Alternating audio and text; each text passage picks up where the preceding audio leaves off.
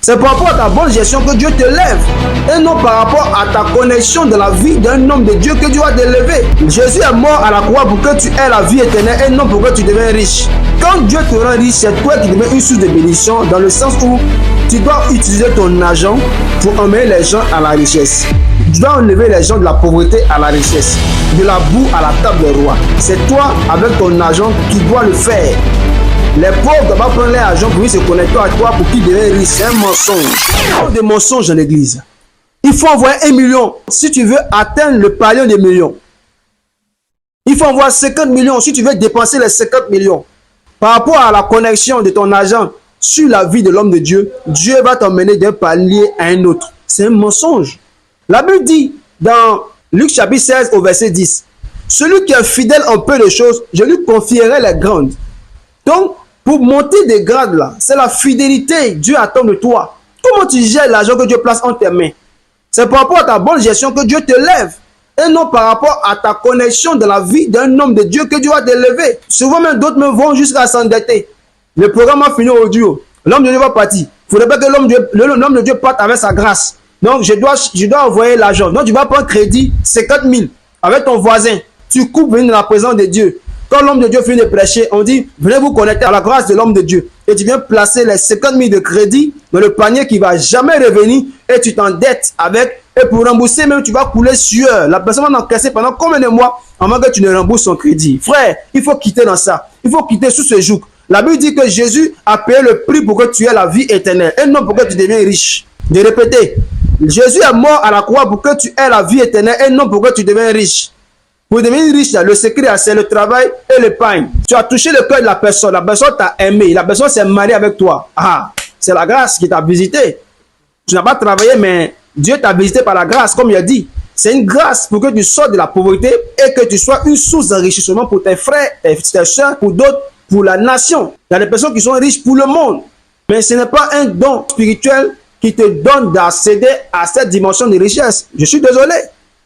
Quand Dieu te rend riche, c'est toi qui deviens une source de bénédiction dans le sens où tu dois utiliser ton argent pour emmener les gens à la richesse. Tu dois enlever les gens de la pauvreté à la richesse, de la boue à la table des rois. C'est toi, avec ton argent, qui dois le faire. Les pauvres ne doivent pas prendre l'argent pour se connecter à toi pour qu'ils deviennent riches. C'est un mensonge. Il faut compléter l'argent du pauvre là et emmène-le à la richesse. C'est ce que tu dois faire, toi qui es une source de richesse et d'enrichissement. Tu vas me sortir l'histoire de la veuve de Sarepta qui n'avait rien et elle s'est connectée à l'onction de l'homme de Dieu Élie. Mon frère, s'il te plaît, il faut lire ta Bible avec intelligence, s'il te plaît. Quand les hommes de Dieu finissent de te prêcher, là, prends ta Bible, il faut lire. Comme les chrétiens de Béry, il faut comprendre ce qui est écrit. Ce que même je suis en train de dire, il faut partir à la lumière de la parole. Lis avec l'aide du Saint-Esprit. L'onction de l'Esprit de Dieu qui habite en toi t'enseignera toutes choses. C'est ce que la Bible dit. Il faut lire. Il faut lire. Cette femme veuve qui était là en train d'attendre la mort après son dernier repas avec son fils, quand Élie est arrivé chez elle, c'était une instruction prophétique. Élie lui a dit, prépare ton dernier repas et sers-moi en premier. Et lorsque Dieu a permis à ce que Élie soit servi en premier et que la femme a manifesté sa foi, en fait, c'est la foi rattachée à l'acte de la femme qui a produit le miracle. Ce n'est pas en vérité le repas que la femme a donné à Élie, mais c'est sa foi. Elle a cru au prophète que ce que Dieu a dit, il le fera par toi. C'est pas grave. Sur ta parole, je le fais et j'attends la mort. Il n'y a aucun souci. Et lorsqu'elle a posé l'action, la Bible dit que la nourriture n'a pas manqué dans la maison de la jeune dame pendant la famine. Mais quand la famine est passée, la vie a repris son cours. Elle est retournée au travail. Les choses ont repris. Voilà. La manne quitte au ciel pour tomber pour une saison. Mais pas pour tout le temps. C'était un miracle. Dieu n'a pas dit que les barriques vont produire des huiles. Non, ça n'existe pas. Il faut aller cultiver les palmiers pour pouvoir produire de l'huile. Donc, à tous les programmes, Dieu parle aux gens pour qu'ils se connectent, quoi. À tous les programmes. Non, non. Si vous dites, l'homme de Dieu a fini de prêcher, la Bible dit de faire part de tous vos biens à ceux qui vous enseignent la parole. C'est bon.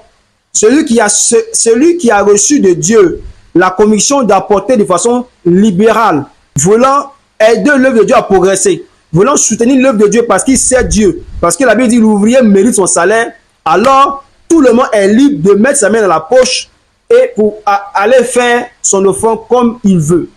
Mais manipuler les gens derrière pour qu'ils puissent faire sortir l'argent, c'est malsain, c'est satanique, c'est pas de Dieu. C'est amener les gens à idolâtrer les gens.